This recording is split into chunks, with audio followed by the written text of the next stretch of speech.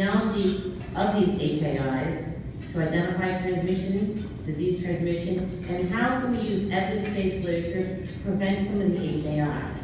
Now, before I get into some of the more popular healthcare-associated infections, I want to go over a little bit of history of why they're so important in today's healthcare. First of all, an HAI, healthcare-acquired infection, is an infection that occurs while patients in a healthcare system. Nowadays, our healthcare systems are very broad, right? There are acute care hospitals, long-term care hospitals, rehab hospitals, etc. Common HAIs include catheter, urinary catheter-associated infections, central line infections, surgical site infections, and I'll talk about the specific ones. MRSA, or methicillin-resistant Staph aureus, Clostridium difficile. Some oldies are TB, it's still around now, as you know, HIV, and Candida aureus, which you're hearing more and more about from the CDC, and Zika virus. HAIs in the United States, there's about 200 people in this room. If we were all in the hospital, about 4 of us would have to receive an HAI. Hospital-acquired infections, 4 of us would get that, at least. It increases the morbidity and the mortality of our patients. Increases hospitalization and it increases costs. It also impacts our families. The patients in the bed, we have to treat them as if they're our family members. It could be our mother, it could be our father, it could be our sister and our brother. Healthcare, as I mentioned before, there's no more boundaries like there used to be. What I used to see in the ICU, we're seeing on the med-surg units. What we're seeing on the med-surg units, we're seeing in long-term care now.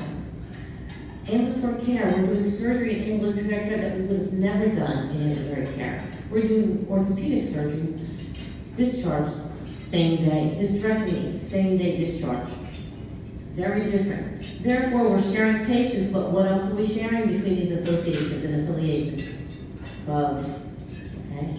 So before MRSA was very, very big in long-term care, then it turned to acute care. CDC has set forth guidelines for each of these individual facilities. It's on the website, they're very, very good. Some of the things in New Jersey specific for hospitals and long-term care facilities to communicate better is the New Jersey transfer form, where we have to communicate the treatments given to the patient in the acute care hospital that go to long-term care and back. That's been a godsend as far as infection control is. So 1 in 25 patients are hospitalized. Increasingly went over this one. Okay, so what is the National Healthcare Safety Network? How many people are not familiar with this? Raise your hand. NHSN. Okay. You're going to hear more and more about this in the future. This is the Center for Disease Control, or the CDC's major database. And this has been in place in the 80s. We were actually a beta test site at one time. Now, over 17,000 participants or healthcare associations are required now to participate in the NHSN. So it's a rich database of information relative to infections and definitions of infections.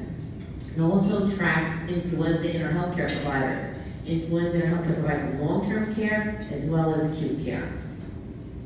Now, I believe dialysis units are now required as of last year to report into the NHSN.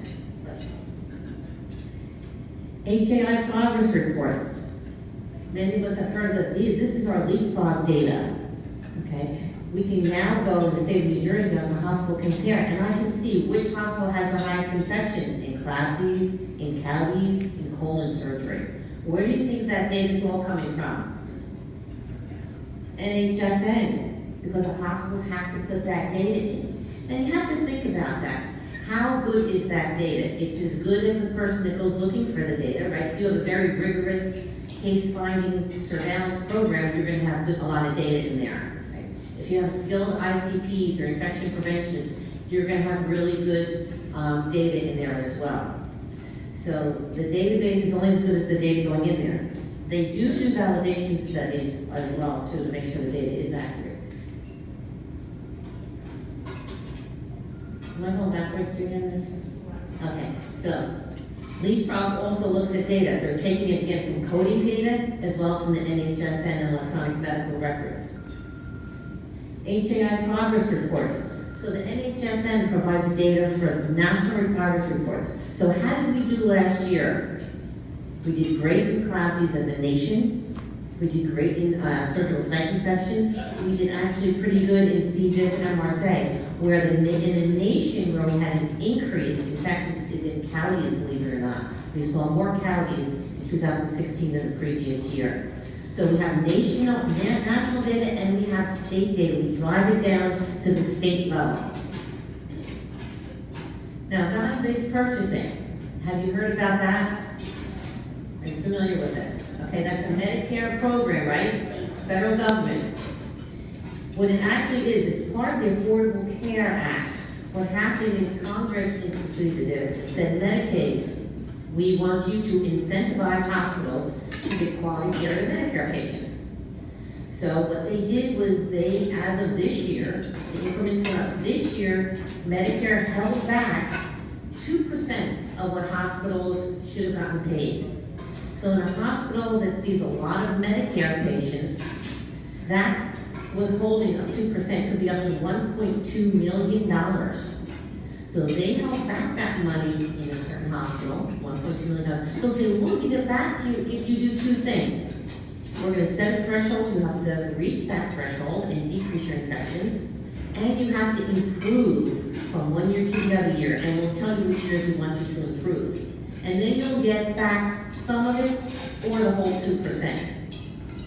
So in one hospital they practice in, that amount was $1.2 million. That's a lot of money Medicare's holding back. So that's how the government CDC is trying to drive quality care for our patients. What they did was they broke down that amount into 4 different domains. And the domains there were safety, efficiency and cost reduction, patient and caregiver experiences, and clinical care, so process and outcomes. What we're going to look at is we're going to look at safety, because in the safety, in the blue area, guess what's there? Our HAIs. We have county there. We have CLABSI there. We have SSIs there, and this year they're adding MRSA and c-diff. So if we don't reach their threshold, and we don't keep those infections down, we don't get back 20%. That's 20%, that blue area, of our 1.2 million. And if we don't improve from 1 year to another year, we don't get back part of that 20%. 20% of 1.2 million is about what, 250,000? So if we don't improve or hold our game for certain HAIs, we will lose $250,000. This is why the C-suite, administration, senior leaders are very, very concerned, not because of the money component, the financial burden, and because of our patient outcomes. We need to improve patient outcomes. So that's value-based purchase. Any questions on that?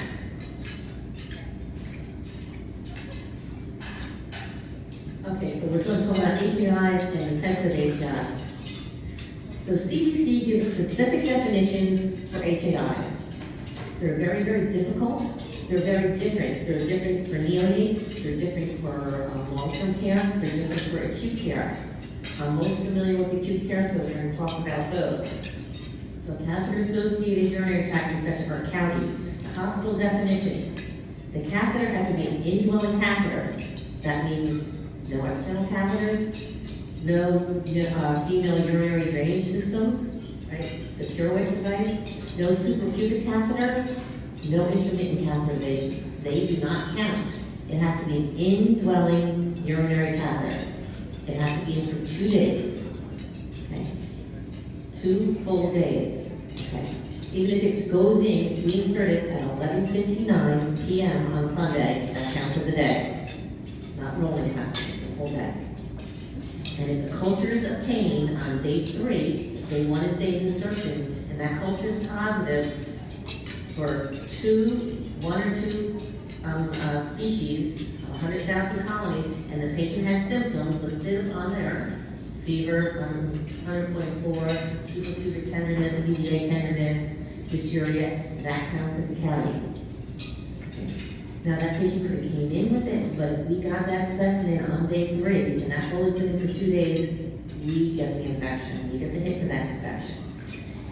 That reminds you, this is a surveillance definition.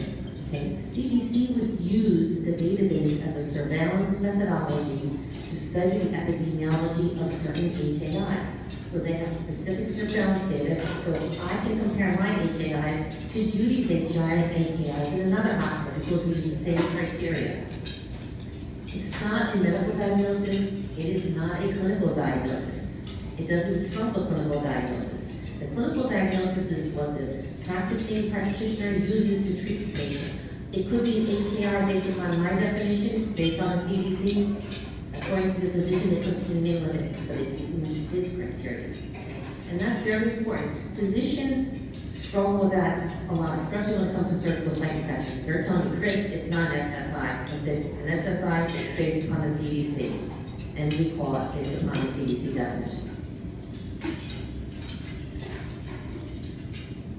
Okay, some prevention measures for counties. Now these are ones for the practicing nurses. How many of you are practicing nurses? Bedside, where are you all? Okay, so many of you are familiar with this. CDC, as well as many of the other agencies have created bundles, insertion bundles and care and maintenance bundles. If you get a Foley, if you get a county with a day 3 of insertion, probably to do day 3 of insertion, 20 days of insertion. If it's day 10, my question is why was it Foley in for 10 days?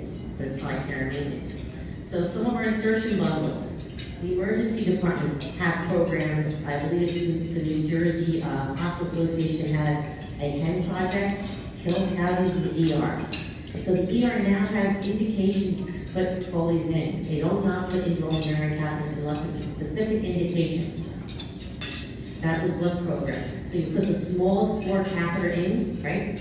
Tiniest catheter, not the largest catheter, decrease irritation in the mucosa. But these are some of the indications that were created and supported by CDC. Acute urinary retention, acute bladder outlet obstruction, okay, due to prostate enlargement, need for accurate measurement of urinary outlet in a critically ill patient. But if that ICU patient gets a level of care change, what should happen with that Foley? Out. Assisted healing signal on decubitus. Improved comfort end of life. Patient requires prolonged immobilization due to trauma or injuries. And selected periodic needs. And that could be urological surgery. It could be receiving a lot of fluid in the OR and they need to monitor an output for that. Or any type of damage to the GU system. So those are specific indications. Here's some of the prevention measures. We mentioned kill cavity and ER. We mentioned also to have 2 people assist when you insert a catheter. In acute care, we use a sterile process and an aseptic technique. In long-term care, sometimes they use clean techniques.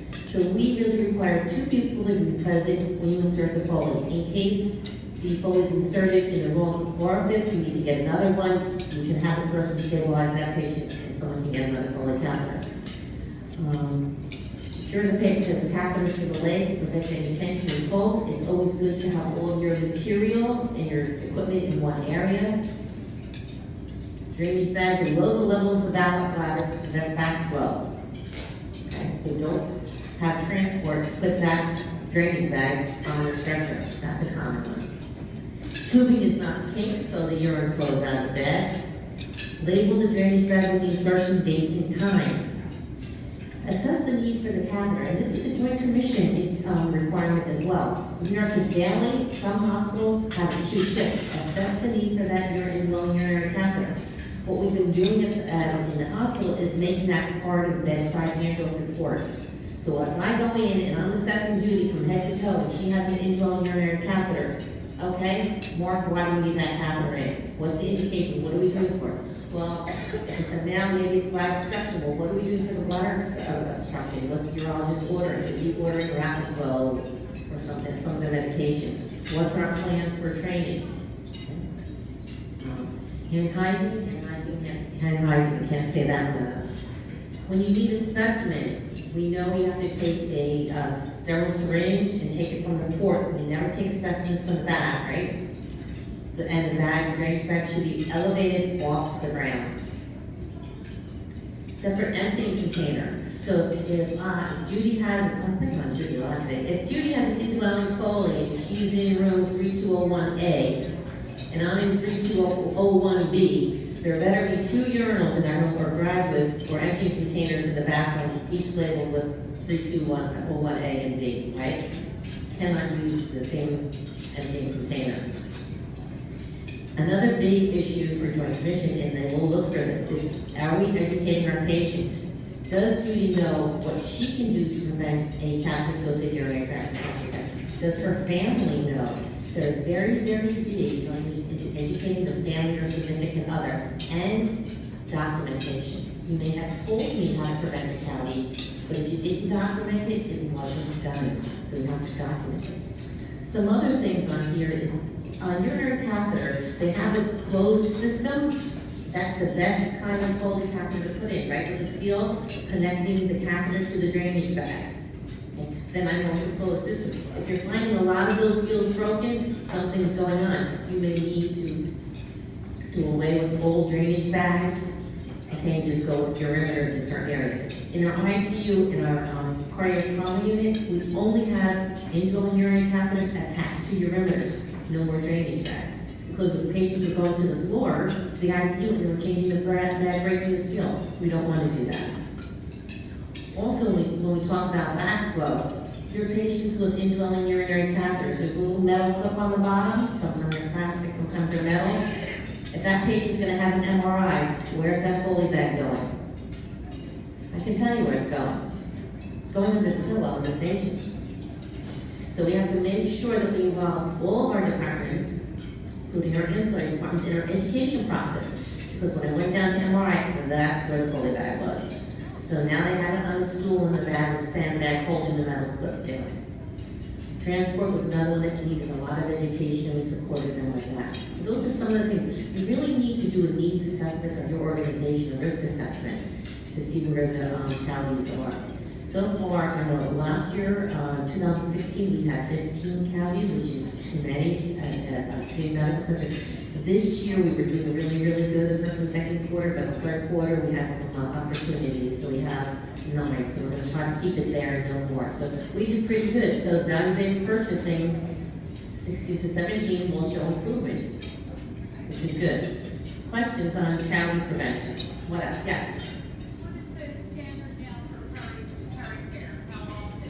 What is the standard for peri-care? Good question. Actually, soap and water, that's the same. They now have, and certain companies have cleaning products. You have M-Care, you have Bard's products, SureStep. So there's many things, but basically it's just soap and water. We don't use the ointment anymore like we did years ago. It's not required. So anytime the patient's incontinent, or at least during a daily bath. Some hospitals have actually gone to using that as a procedure and listed it as a procedure, which is a good idea because you'll be surprised. Ask someone or observe how people are getting baths. Are they getting baths appropriately? Are they cleaning the patients? Are your patients being cleaned? Question, any more questions? There is a back order on some of those cleaning products now for peri-care, unfortunately. Central line associated bloodstream infections or CLABSI, the definition for acute care. Okay, the patient has a central line or an umbilical line placed in for more than 2 days. On the day of the event or the day before, and the patient has a pathogen. So if the patient has E. coli in one blood culture, and the patient has a central line in for 2 days, and that culture is taken on day 3, that's a CLABSI. That's how it works. If it's a staph epi, a common commensal, it has to be in 2 bottles. Now, do midlines count as central lines? No. Good. Very good. Does a hemodialysis catheter in someone's femoral vein count as a central line? Yes. Because the definition of a central line is it terminates in the great vessels or it's used for dialysis in the femoral vein. The femoral vein is identified.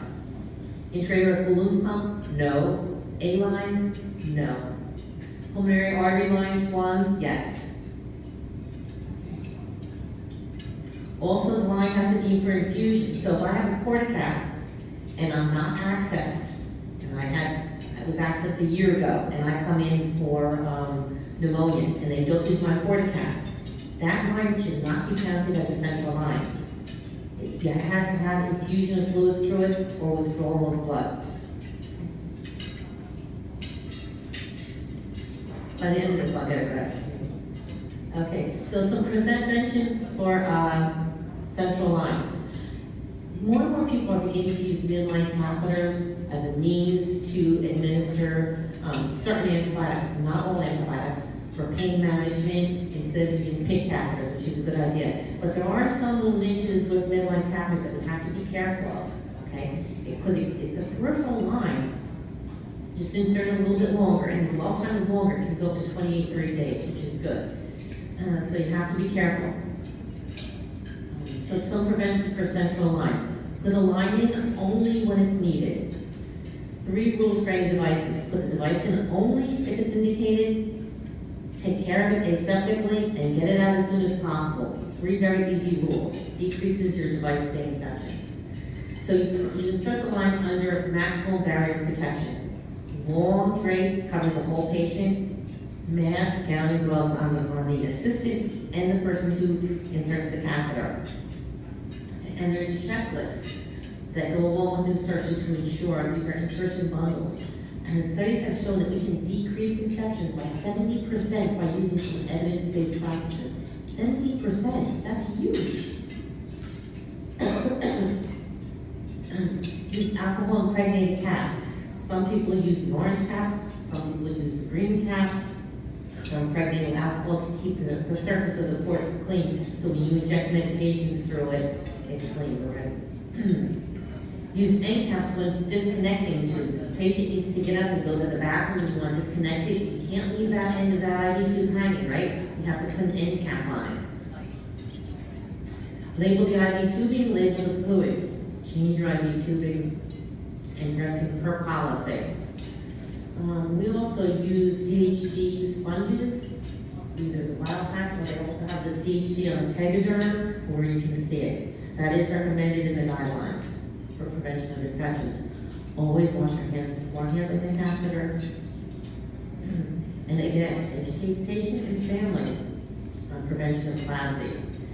Some of the major things also, infrastructure-wise on preventing HAIs, is we have to make sure that we engage all healthcare team members. We have to engage the surgeon, we have to engage senior leadership. Senior leadership has to know how important these infections are. We have to engage the staff nurse. What we also do is decrease our CLABSI and ensure we have all the compliances roll around. We do about 30 observations, bedside observations a month, which means an infection preventionist identifies patients with central lines and we'll go in the room with the staff nurse and say, let's look at this line and let's do an audit to see if we need all the bundle components. We go from the bottle all the way down to the patient. And then we ask the patient, what are some measures to prevent you from getting infections? So that's how we're ensuring that we're meeting our bundle compliance. We're engaging staff. Every single patient care unit should get immediate feedback. Where do they stand on their data? What's the unit-specific CLABSI or cavity rate? What are the opportunities for improvement for that? And those are some measures. Those are some measures that will help sustain some gains.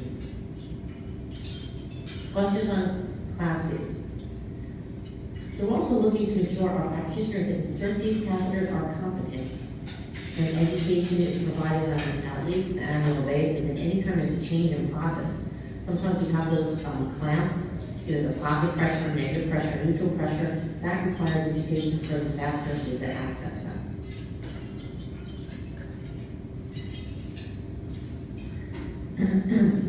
No questions on CLABSIs? Surgical site infections. Now, surgical site infections can be deep wound infections, abscesses, right? Or they can be superficial, not cellulitis. Cellulitis in the world of CDC does not exist. It has to be superficial infection that meets the definition. It has to have drainage, it has to have pain. Okay? A deep wound infection has to have a culture or a physician diagnosis. We'll go with that. If I come in with a perforated belly and the doctor says he has peritonitis, that does not count in the world of CDC as a deep wound infection. He has to say, I have feculent peritonitis. He has to say, I have an abscess. He has to say, I have an infection present at the time they open this up. So those are certain things, key words, where you have to make sure you meet the criteria for CDC definition. So where the state of New Jersey is focusing, the state of New Jersey is focusing on 2 procedures, colon and total abdominal hysterectomy, including robotics. So you'll see a lot of the data on Hospital Compare surrounding those 2 surgical procedures. The federal government is looking at total knees. They're also looking at total hips.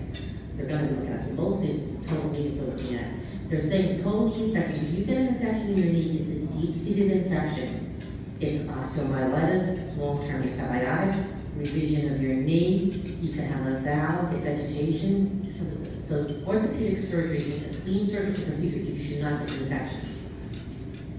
And they're also, the state's also looking at coronary artery bypasses.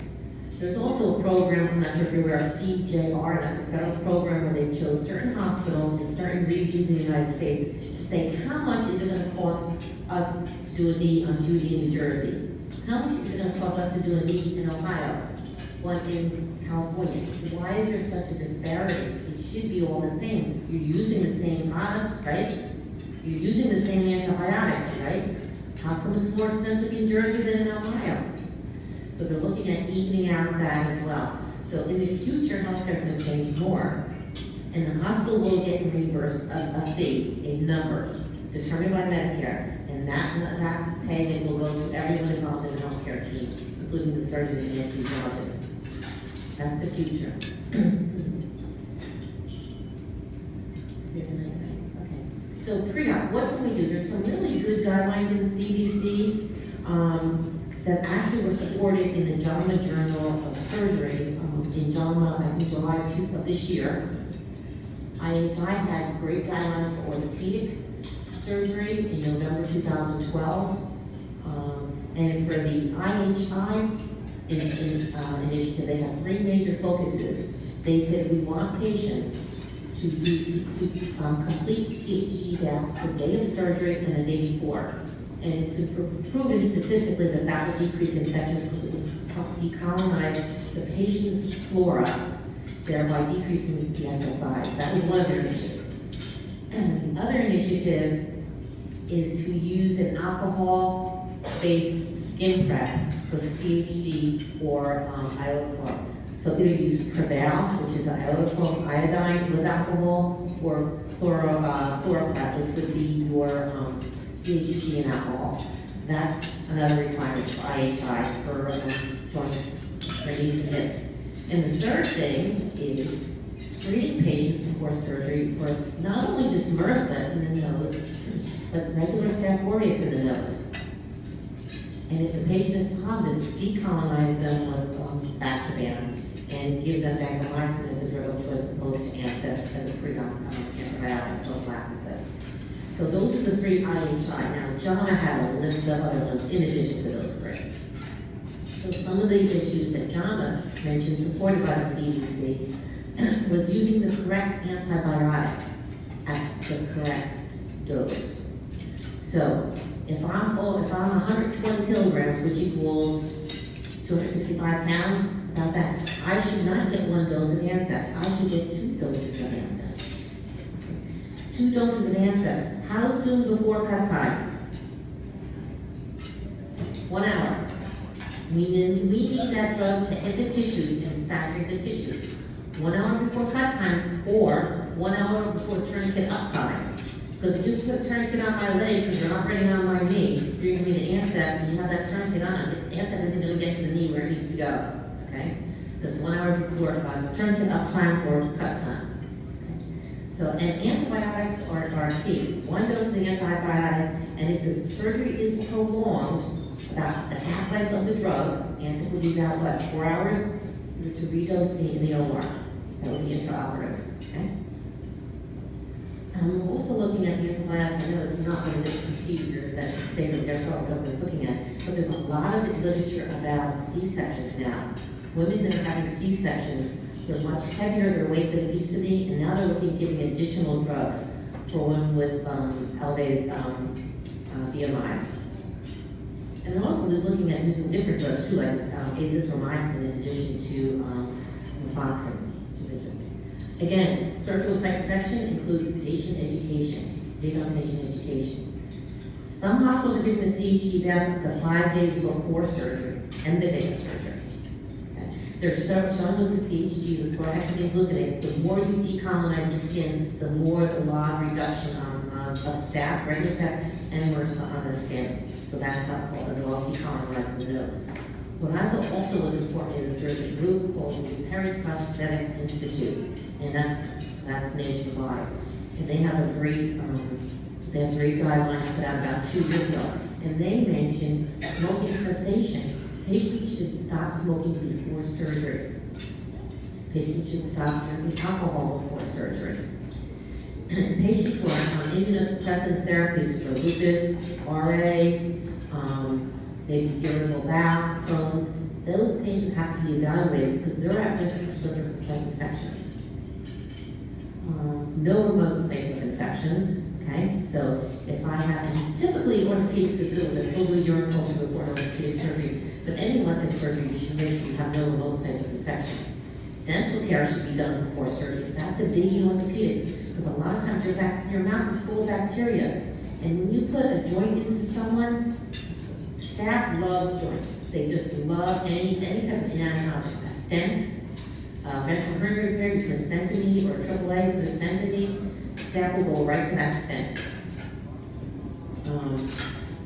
And discontinuation of certain medications, those immunosuppressants in particular.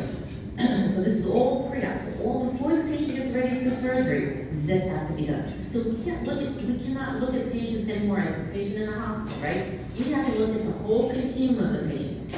Pre-op patient, intra-op patient, and post-op patient. Okay? You're going to see more and more programs bridge that. We have now bariatric programs. They just don't take care of the patient in the hospital, right? They take care of the patient before that patient gets in the hospital to make sure their healing process is adequate.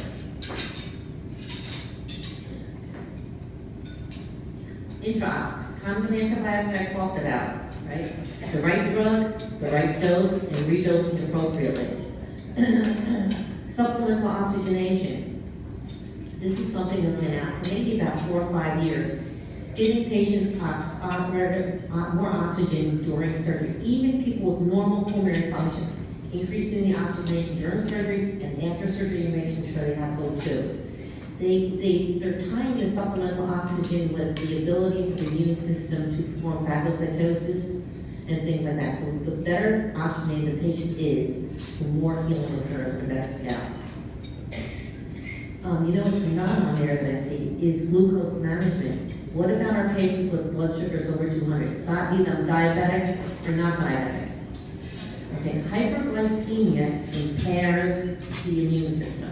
It affects the B cells.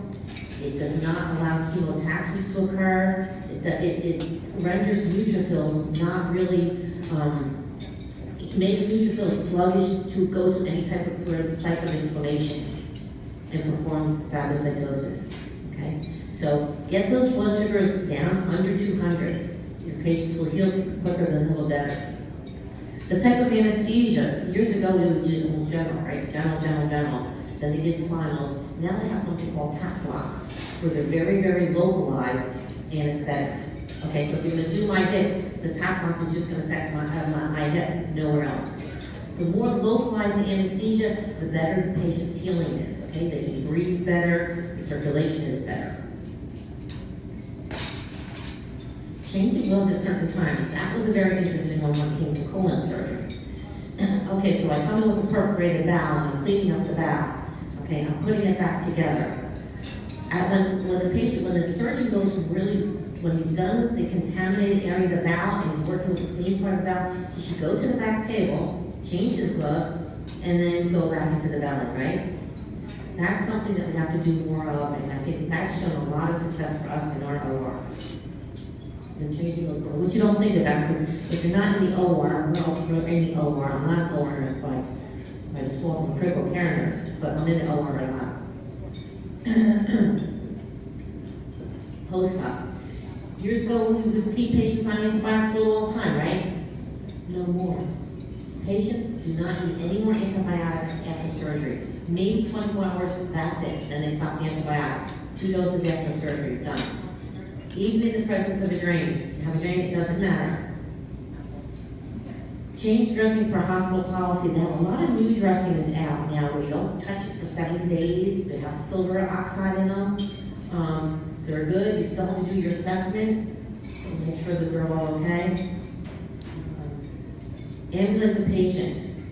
Has anyone heard of the early EARS, early recovery after surgery program now for colon surgery? What it is it was supported by a few different organizations. They're doing colon surgery, but they're giving patients things to drink in the holding area. A high protein drink. They're allowing them to chew gum to get the peristalsis going. When they go to the floor after surgery, there's no Foley. The patient must ambulate so many feet, so many times a day. Again, they're giving gum. The pain medication they're giving, no narcotics.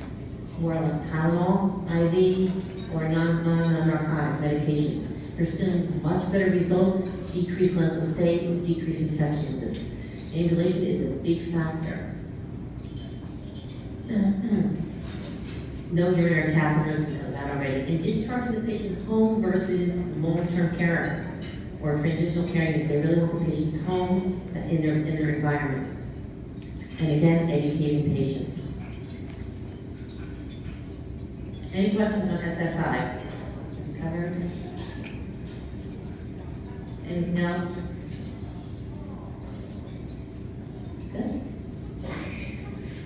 Okay. C-diff is still nothing like a good conversation on C-diff is still over dinner. How many times do you eat it? I would stop here. I did not put the Bristol chart tools up there for your sake. I just wanted to share that with you. Although it is a good chart for educators in their room if you want to learn about different types of schools and how they look. C. difficile is called C. difficile because it's very difficult to identify. It's a very kind of funky bacteria, and it lives in the bowel, but when it lives outside of the bowel and in the environment, it has a hard, spore-shaped shell. And it can live in the environment for how long? Does anyone know? 6 months, 5 months, 5, 6 months. Months, you're talking. Months. So in the vegetative form, if it's in my stomach, if it's a vegetative form, it emits a toxin. And that toxin goes to my intestinal lining and eats it away, causing me to have abdominal pain, fever, leukocytosis, okay, and bowel diarrhea. So those are some of the symptoms. I went ahead of myself here. The epidemiology C-diff has been around for a long time. It's becoming more and more prevalent and we use more and more antibiotics, and the antibiotic-associated diarrhea. There's 3 definitions the CDC has provided to us that we follow, and we enter this information into NHSN. Community required if the stool specimen is collected on day 1 of its hospitalization, day 2, or day 3. Day 1, day 2, or day 3. So I was just talking to our IT nurse today, and I said, is there any way in our patient's list, can I have day 3 highlighted so that all the nurses know day 3 collects a C-diff stool if the patient has a loose stool? Because anything after day 3 is hospital onset. Anything after, most of our C-diff is on day 4 or day 5. Because really the definition of diarrhea is what? 3 loose stools, water stools in a 24-hour time frame. So if a patient has 1 loose stool, you have to really want to take the specimen. You have to do some critical thinking, and I think this is where we all have an opportunity to improve on. Is the patient on laxatives? Is the patient on drugs, lactulose, that will cause diarrhea? The last patient we had was on mag sulfate, causes diarrhea. IV iron can cause diarrhea. So you have to be careful. Are the patients on medications that cause diarrhea? Community onset, just so you know the term, community onset healthcare facility is basically they were discharged from the hospital or another facility 4 weeks, within 4 weeks. And the CDC will ask us that information on every single positive C-diff we have in our hospital, which last year we had 110. Every single patient they asked that question. Risk factors, geriatric patients are really heavy with this. It's very difficult, very tough for them. Previous exposure to healthcare, so if you were in a hospital, you have a higher risk of having and getting contracting C. difficile. If Judy has C. difficile and she's discharged and I go into Judy's room, there's about 20% chance. And I come in Judy's room for an appendectomy, that's it. She was in there with diarrhea. There's about a 20% chance that I'm gonna get C. diff because I was in her room. Because the spores live for 5-6 months. Do we get every single nook and cranny in that room? Is the commode pole in the bathroom rope, or is it a hard plastic that's easy cleanable? Or is it rope that has all woven in there, spores in there? What's the answer? Did that EBS person clean the side rails? Judy, did they? What we're doing now is we use something called an ATP. Remember ATP? Adenosine triphosphate? It's kind of the energy of the cell. So we have an ATP luminometer. So what happens is we swipe hard inanimate objects in the patient's room using 6 contact surfaces: TV remote, call bell, side rails, doorknob, flush to the toilet, and then hang around the bathroom. We're swiping those after environmental services or EBS cleans the room to see what the reading is on the luminometer. Our cut point is 250. If it's over 250, the room's not clean, and they have to come back and re-clean it and retest. We found our really good housekeepers really weren't scrubbing and cleaning. So maybe 70% of our rooms were clean, maybe. So now we've done really, really good. And by doing that, we've also showed, and I'm doing a poster Friday action on it, a decrease in HAIs by ensuring the cleaning process is good. So cleaning is really good. Roommate's previous status is important. Also, the use of the antibiotics in the roommate is important. Proton pump inhibitors. These were a drug that everyone was on at one time or another, right? You have your Protonix, your Nexium, your Acifex. What else do we have? Prevacid, okay, PPIs. What do PPIs do for treatment of GERD? For short, read the package insert. Short-term treatment of GERD, not long-term treatment. Long-term PPIs, what do they cause? Vitamin B deficiency, iron deficiency, magnesium deficiency, prolonged QT, and there's some literature that says that they also promote the incidence of C. difficile. You're decreasing the acid in the stomach, so if you decrease the acid, what's going to flourish? Bacteria. Okay. So the use of PPIs, we're really looking at in hospitals. It does help that there's a shortage of PPIs, so I'm very happy to say that. It was a big factor, maybe, I don't know, 10 years ago in the ICUs if the patient comes in to prevent a gastric distress.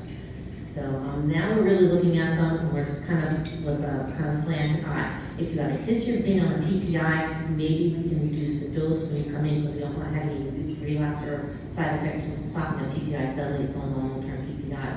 But we don't put patients on them as quick as we used to, thank goodness. That's the sort of PPIs. Diabetes decreases immunity, and residents. It used to be residents prior to admission. Nursing homes were a big reservoir for C. diff. Congregate living areas were a big reservoir for C. diff. What I failed to mention, the antibiotics. If I treat Judy for a sinusitis with Augmentin, she stops it on October 10th. Do you realize she can develop C. diff diarrhea 2 months after I stop that drug? 2 months. So your history taking is so important as a nurse to see what patient's been on at home. Not recently, 2 months ago. Symptoms I went over, that's a great picture of pseudomembranes in the colon. Okay, so who's compromised the most with C. diff besides Judy? Who's compromised the most? Actually, infants, to tell you the truth. Infants, because they got nothing in their bottom, right? It's C. diff, and so they're highly colonized, and children are highly colonized. So you have to be cautious to check them for C. diff. But the C. diff, there's a lot of people that are colonized, 0 to 51%. Actually, we did a study in 1991. We went to the physician's lounge, with a cart of coffee and donuts. And we said, let me see your hand. And we did a road plate on your hand. And then we gave them a rectal swab, and we said, please have a rectal swab and give us the results back. And they came out, and we processed that. Then that was like 7 o'clock in the morning. Then we went to the patient care units. And as nurses, PCAs came into, or aides came in to use the restrooms, can we see your hand? Have a donut, have coffee, can we see your hand? Here's a rectal swab. We actually found out that our physicians, the rectal swab carriage rate in physicians that were asymptomatic is 5%. 0 on their hands, but I don't think they've been around yet. That's my assumption. In the nursing, 5% on the hands and 0 rectal carriage. That really was an eye-opener for making sure that we wash our hands, to say the least. Plus, it was really an eye-opener that no one wants to take coffee or damage from us when they see it. And that's a side point. So, c-diff, colonization. So it's a big. So what are some of the treatments for c-diff? Do we get to that? Oh, yeah. So we isolate patients as soon as they come in, right? Even if it's a suspect, we isolate. Because remember, those scores of 5 months, isolate them. Okay, we can cohort as well. Hand hygiene, wash your hands with soap and water. What kills the spore? Autoclave. That's about the only thing that's really going to kill it, okay? They say bleach sometimes works, it's really autoclaved. So when you wash your hands with soap and water, you're not killing the spore, you do know that. It's just going down the drain. That's what you're doing. But you're really going to get in there and wash your hands. And antibiotic stewardship, to look at antibiotic use, appropriateness, duration. And we're struggling with this because maybe some of you know, or maybe some of you don't know, there's a big sepsis program out there for ERs. So if a patient meets certain criteria for sepsis, they throw these antibiotics at them, right? Because they meet certain criteria, throw fluids at them, right? So they'll get sepsis and die. The problem with that is you're throwing a lot of antibiotics at the patient. So what we have to do though is when the patient leaves the ER, what do we have to do? De-escalate. So that's part of antibiotic stewardship, right? You can give them antibiotics for the things causing the sepsis, but you have to de-escalate it and make that spectrum much narrower. That's part of antibiotic stewardship. They're also looking at PPIs for obvious reasons. Clean environment, we talked about that. Clean patient care equipment. What we do on a weekly basis, not this week because I'm not going to work tomorrow. On a weekly basis on Wednesday morning, 7:45, we pick the last patient that had c-diff positive, hospital onset.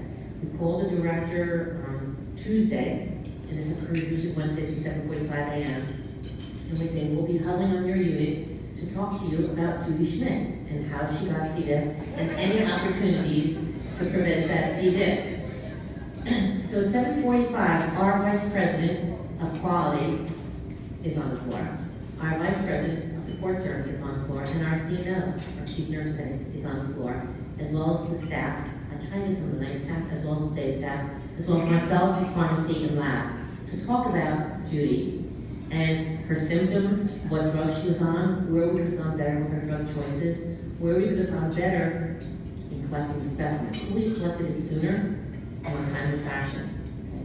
We've done really, really great with collecting specimens. I have to say, the nurses are awesome collecting specimens. Antibiotics, we still need some work. The environment, we also do the ATP on our patient care use. The EBS does that piece, but I have my own glucometer. And what I do on the units that we do the huddle, I do the patient care equipment. So I do the mobile Doppler, it is nasty. I will do the Pyxis machine, nasty. I'll do the keypad to the bedroom. And you know those keypads that have those little grooves in there? Like Bill Director would say, the little kind of things in there? That is nasty. They are dead. We actually changed our nurse call button. It used to be the round holder with a little depressed red button. Terrible.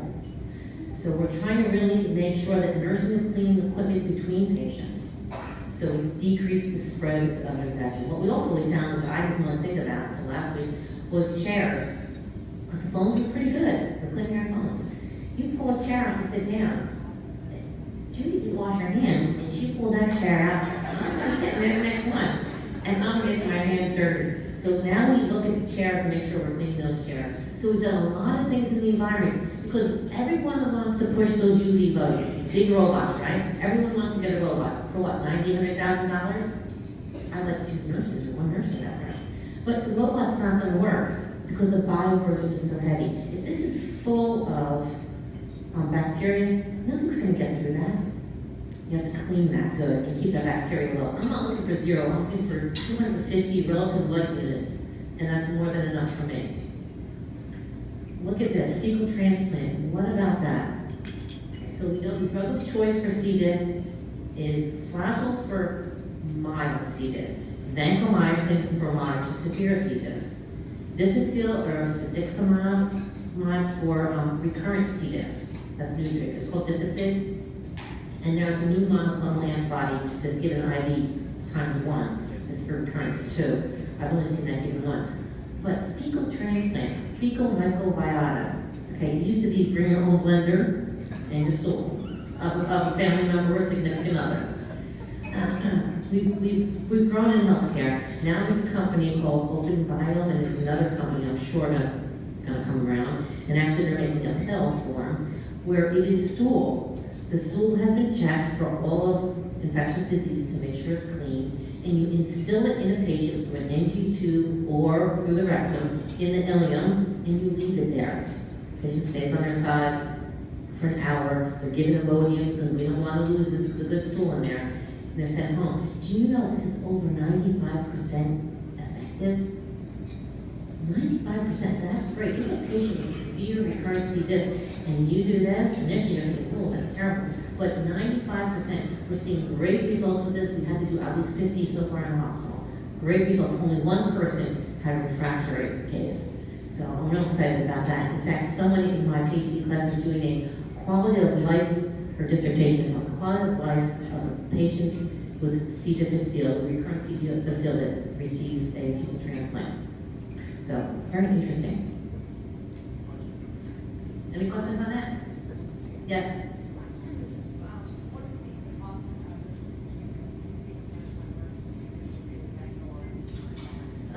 What's the cost difference?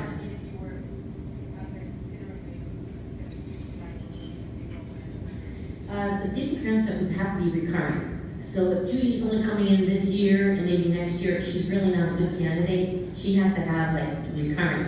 And I think the recurrent might be 3 or 6 bouts of C. difficile documented within a year. And some of the GI docs, the gastroenterologists are testing patients before they get the fecal transplant, which is making me crazy because they're in the hospital longer than 3 days. They're going to dig so we have to work on that. So vancomycin, the problem with that is where's it metabolized, the vanco? Kidneys. It's killing the kidneys. We have to do peaks and troughs. Expensive. Ototoxic. Red man neck syndrome. You really can't keep it for a long time in the peripheral line. You can blow the vein. So those are some of the problems with vanco. Flagyl is a little more tolerable, although you get a little bit of metal taste and GI upset with flagyl. And difficile is pretty tolerable. But the fecal transplant has to be for a recurrent C. diff. It's been really, really helpful. More cost effective? Yeah. Moving right to that. They're going to that more and more. I think it's a level of comfort because when you had to bring your own blender, so to speak, people were not really excited about doing that. But now that they have, it's a procedure that the gastroenterologist can kind of do, it's much easier. And I think when they have the pill version, it's even really easier yet and be very cost effective. You know what else with C. diff? Did anyone ever hear of the NAC1? There's a type of C. diff that's really, really virulent, and it causes toxic medcorn. That was the NAC1. Some people are doing that testing and some people are not. Okay, any more questions on C. diff? No one's going to go home and use their blender, they're going to think of me. Less slides or... okay, we'll hold here. Okay, we'll take a break here. Then we'll go back to MRSA and see what good stories we have about MRSA. Thank you.